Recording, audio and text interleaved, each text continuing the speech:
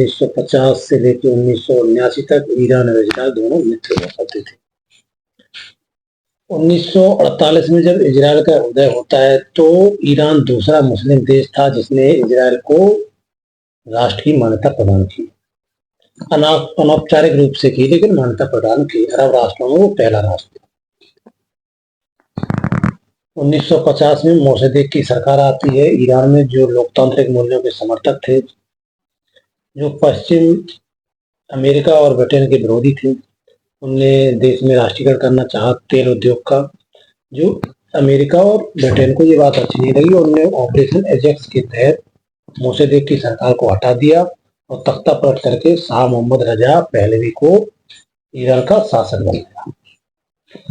Shah Mohammad Reza Pahlavi America और Britain दोनों के समर्थक थे, जो इजराइल से मित्रतापूर्ण संबंध रखना चाहते थे और रखे भी।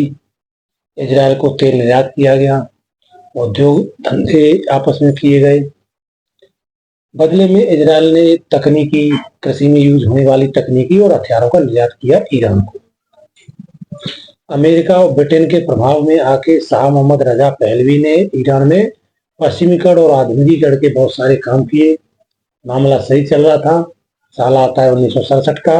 1967 से लेकर 1973 तक इजराइल, मिस्र, जॉर्डन, सीरिया में होता है युद्ध, जिसे 6 ईयर युद्ध बोला जाता है। इस युद्ध में एक तरफ था इजराइल, दूसरी तरफ थे मिस्र, उसके साथ साथ सीरिया और जॉर्डन।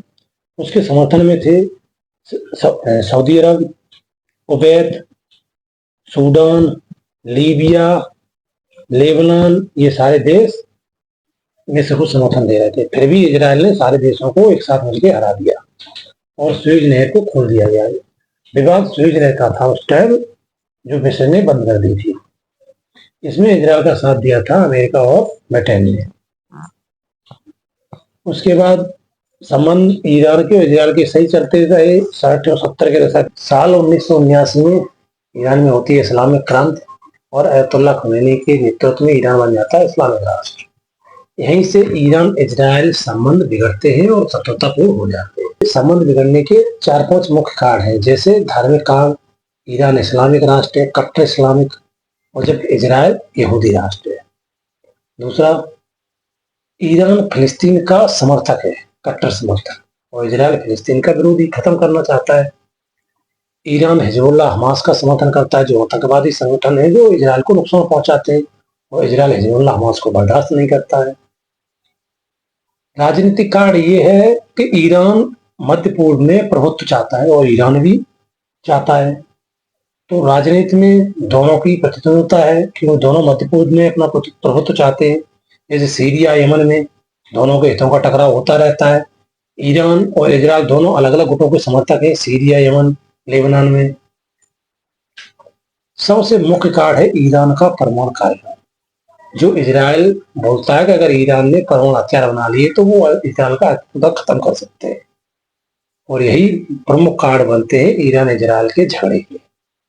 1979 में ईरान इजराइल के दूतावास को फिलिस्तीन लिबरेशन ऑर्गेनाइजेशन को दे देता है।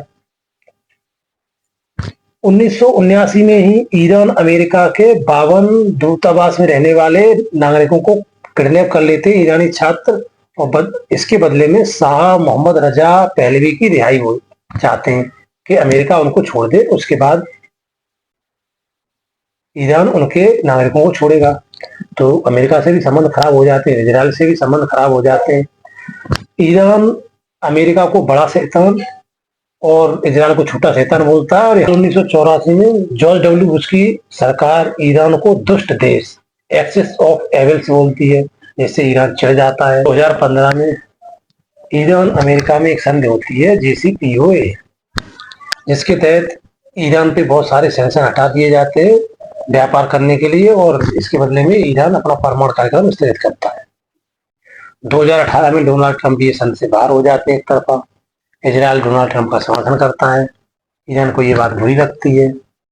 2020 में सुलेमानी नाम के कमांडर को इजराइल ड्रोन अटैक में मार देता है। बदले में ईरान भी थोड़ी बहुत कार्रवाई करता है। तो संबंध यहाँ तक खराब हो चुके हैं कि आज जो 2025 में इन दोनों के बीच में युद्ध चल रहा है, और ये कभी मित्र हुआ करते थे, आज शत्रु हो गए।